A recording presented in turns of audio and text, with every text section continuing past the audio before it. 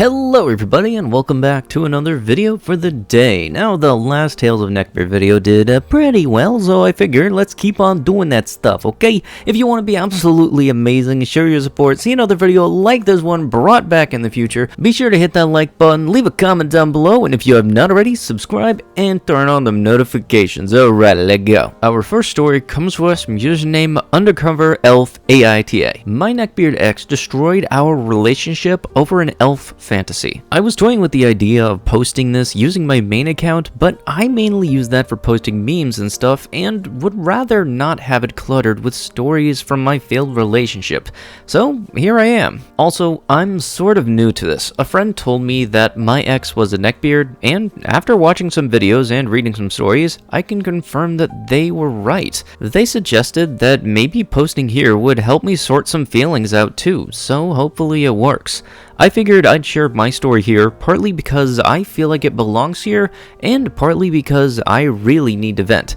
By the way, I'm going to be calling him Jay for the post, which is a fake name. Also, this is a fairly recent breakup, so please forgive me if I rant a bit. I'll add a TLDR. Jay and I had been friends for a fair while before we started dating. We met in school, and he just sort of got adopted into our friend group. We thought he was a nice person. He was a little socially awkward, but then again, I'm pretty sure we all were, so it wasn't anything new. I'm pretty sure he falls into the neckbeard attitude than the actual look. He did have a sort of a neckbeard in school, but he grew it out into quite a nice style. His personal hygiene was fine. He didn't wear a fedora or trench coat, but he was quite fond of anime shirts. It was the attitude that really said neckbeard, and unfortunately for me, he didn't make it obvious until we started dating. There was a couple of sexist comments once when he was drunk, but he was made to apologize, and over time he seemed remorseful, so we forgave him. The same thing happened with some homophobic comments, but he came out as gay a few months after, so we sort of chalked it up to an internalized homophobia. Anyway, I thought things were great whilst we were dating until the incident that broke up with him over I was wrong. We moved in together fairly quickly. I had my own flat and was thinking of getting a roommate anyway, and Jay wanted to move away from his home, so it just seemed like the most obvious solution. This is where the trouble started, and I didn't even notice it. Jay was not one for doing household chores. I was working part-time and doing a college course part-time, whilst Jay was working completely full-time. This meant that I did more chores as Jay was out working all day and watching anime when he got home to relax. I didn't mind doing this as working full-time is stressful enough without doing chores on top of that. I essentially turned into his full-time maid and was trying to juggle college and work on top of that. Also, Jay wasn't exactly one for cleaning up after himself, so if I didn't clean then the flat would be a state. He would sometimes spend his days off gaming all day, eating and drinking at the computer until it was covered in crumbs and stuff. Not fun to clean. I won't lie and say I cooked dinner every night or anything though, because Jay would bring takeaways home a few nights every week, so I wasn't doing anything. He was quite possessive as well. He knew my phone's password, would be right at my side when we were out with mutual friends, to the point where he would grab my hand or pull me into his lap if I wasn't paying enough attention to him, and being civil with ex-boyfriends was out of the question. I've heard since ending things with him that a couple of exes who had remained friends with me had cut contact because Jay asked them to. This part is still a sensitive topic, and I don't really want to write it out again, so I'm just going to copy and paste from another post I made. There was an instances, I think a year or something ago, which was kind of similar to the reason I decided to end things. I had a lot of partners before Jay, and I decided to date, and I'll openly admit that it was because I wanted to be needed and wanted by someone else.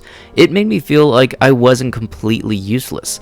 Anyways, I had this past, but Jay hadn't been with anyone that way before me, so I made sure that he felt comfortable telling me what he did and didn't like.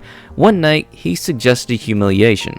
I was a little reluctant because I don't really like name-calling, so we write a list, he says things that weren't discussed or approved, and I cried. Stupid, I know, but what he said hurt. He brought up my past and essentially shamed me in bed, knowing how sensitive I am about the subject. He told me that I ruined the mood and let me cry alone for a bit.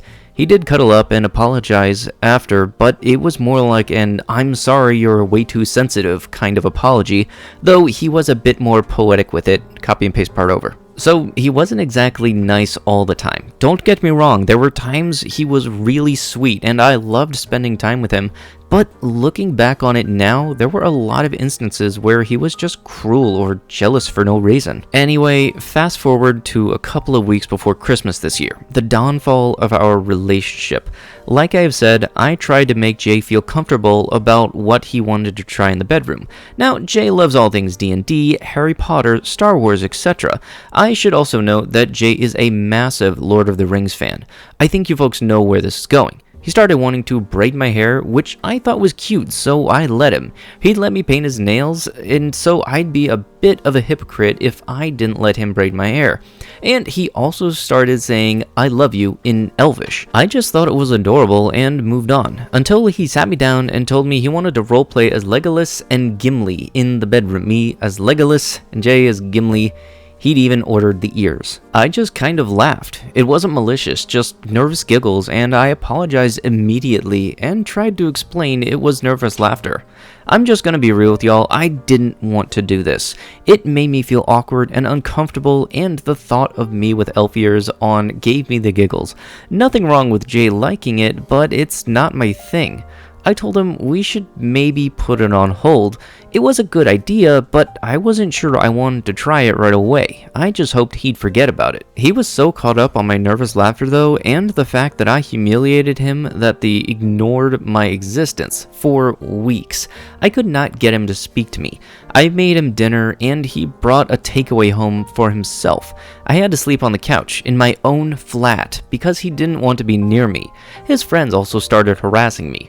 One of them, Mike, is a full-on neckbeard. No hygiene or respect for women, LGBTQ folks. Jay is apparently the only, I'm not saying that, he likes because he knew Jay before he came out. Mike was harassing me daily, threatening me, telling me how awful I was for making Jay feel like trash, and Jay did nothing to stop him. He thought it was funny. Christmas came, and Jay decided to leave and spend the holidays with his parents. I was left alone on Christmas Day and Boxing Day. I have never felt more alone. My dad is high risk, so I couldn't visit them. I managed to video chat with them for a while, and my sister dropped by for a while, but other than that, I was on my own. After a stern talking to from my friend Amy, I decided to leave. Jay had been ignoring me for way longer than what would be considered normal. I was letting his friends harass me and had no issues leaving me alone on Christmas. I told Jay I was moving in with my sister until he moved out. I'm actually staying with Amy, but myself and my sister know he'd never bring hassle to her doors as he's afraid of her husband. He was one more week to get his stuff together and get out. I think he's moving back in with his parents. His friends and family, and even Jay himself, have been trying to guilt trip me into going back. They've been saying that me breaking up with him has destroyed his mental health. I almost fell for it, as I know what it's like to be in a bad place, but I'm hoping his friends and family will be there to support Jay. I can't risk getting back with him. I hope this fits in this sub. Sorry that it's so long. There's a TLDR below for you guys. Which is, TLDR, dated neckbeard friend turned a blind eye to his toxic controlling behavior, knowing my phone password, possessiveness, threatening my exes. He brought up LOTR fantasy, where I'd be Legolas and he be Gimli. I giggled, nervous laughter, tried to explain myself, and he decided to ignore me instead and let his friends attack me. Needless to say, the relationship is now over. Yeah, I know that the guilt trips can sometimes really get you, and it almost makes you want to put others' mental states before your own, but it's a lot healthier for yourself to care about yourself more so in that instance. I know that I'm no psychologist or anything, but this is something that I can have from personal experience. Our next story comes to us from username FredZRed, the taxi driver neckbeard. Hello, dear readers. I'm here to tell you the tale of one of the foulest creatures known to Reddit. Not just a neckbeard, but a taxi driver enlisted to transport disabled folks such as myself throughout the village. So sit back, put on your seatbelt, and enjoy the ride. I'm a 30-year-old disabled female, incomplete quadriplegic, and use a power wheelchair to get around town. And although I can get most places on my own, I occasionally rely on the disabled taxis if it's raining or I have to travel longer distances. My first encounter with said neckbeard, whom we shall refer to as Warren, was a summer day in my mid-20s. I was getting a taxi from home to the main street, as it was raining or threatening to do so, where the weather is very unpredictable in the town I live in. One of the regular drivers picked me up that day, and he was accompanied by another man. I'm a very friendly person, and I like meeting new people and chatting their ears off, but this guy rubbed me the wrong way the first time I saw him, even before he spoke back to me. He was early 40s with facial hair and started under his chin that somehow seemed to connect to his hairline at the back of his head, unbrushed teeth, and breath that smelt like a mix between shoe polish and rotten cheese. He made me feel immediately uncomfortable for reasons I can't adequately articulate in typing. Ratty unwashed hair, slightly balding, and he seemed to have no neck to connect his shoulders and head together.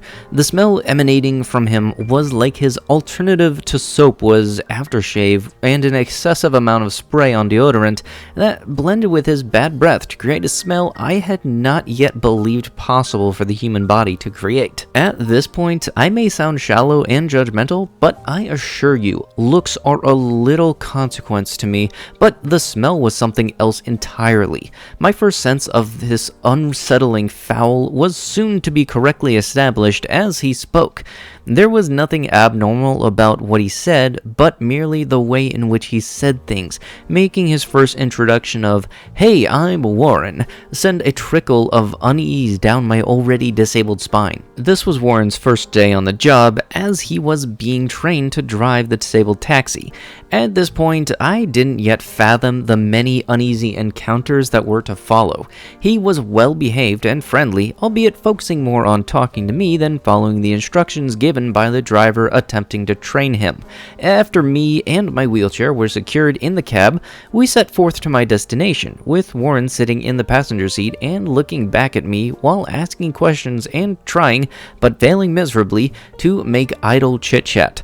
"So, what do you do for fun?" I told him about my YouTube channel that I had only recently started. "Oh, that sounds fun. What is it? I'll be sure to look you up." In hindsight, I wish I didn't give it to him. You will soon see why. Our interactions became weirder and more uncomfortable when he began driving solo after this. A few weeks after our first meeting, he picked me up to take me to the movies. I was meeting a friend there to watch Divergent. This was where his awkward chattiness got even worse. He asked me if I had a boyfriend. I was taken aback by this and didn't know what to say but the truth. No. Which was followed by, "Well, that's a shame. A pretty girl like you? What do you think about guys that play video games?" All I could say in my discomfort was a mumbled, "I don't know." He either didn't pick up on my half-word answer or he simply didn't care, as he resumed this one-person conversation by asking me where I'd like to go for coffee, telling me the restaurants he'd like to go to, what video games he likes to play, and the stores he shops at. This was all within the 10-minute car ride from my house to the cinema, but within that time, he told me his favorite movies, favorite video games, coffee shops, restaurants, food, alcohol, what he was studying at TAFA, and how much better he was than the other people in his class. Throughout the entire conversation, if you can call it that, all I said in response was, yeah, oh, and okay, which most people would pick up as, I'm not in the mood to chat, but not Warren. Once we arrived at the cinema, I was relieved to see my friend waiting for me out front, as I had sent her a pleading text message while I was in the car. I thought that her presence would make Warren leave me alone. As we were driving in, Warren said to me in this weird-sounding voice, like he was trying to be cool and casual, "I have your number from your booking. You wouldn't mind if I gave you a call later, would you?" I was shocked and very unsettled by this, and I don't do well at telling people no, but I really didn't want that. So I just said, "No, I don't think that's a good idea. You'd definitely get fired for that." Warren replied in a voice that I assumed he thought was cute and sexy, but came across sleazy. only if they find out. I didn't reply to that as I had no clue what to say to that and was hoping that he wouldn't take my lack of a reply as an invitation. We arrived at the cinema and he unloaded me and my wheelchair out of the car. I was so grateful that my friend was there, and this seemed to make Warren back off. We watched the movie. It was great, by the way, and after it finished, I called to get a taxi to go back home, but this time, however, I made sure it was not Warren who would pick me up. Warren continued to work as a driver for the disabled cabs for about 2 years after this, so I have many more stories that are much worse than this one. I was planning to write them all in this one post, but you want a story, not a novel. There will be more stories to come. He was sexist, homophobic, transphobic, a Bible basher in a pushy and judgmental way, and one of those people you'd wish weren't born with a voice box, as he didn't know how to use his correctly. Thanks for reading. And with that, that is going to have to be it with the video. If you guys would love to be absolutely amazing, show your support, and see another video like this one brought back in the future, be sure to hit that like button, leave a comment down below, and if you have not already, subscribe and turn on notifications. I'll be sure to see you guys in the next one. Thank you so much for watching, and bye-bye.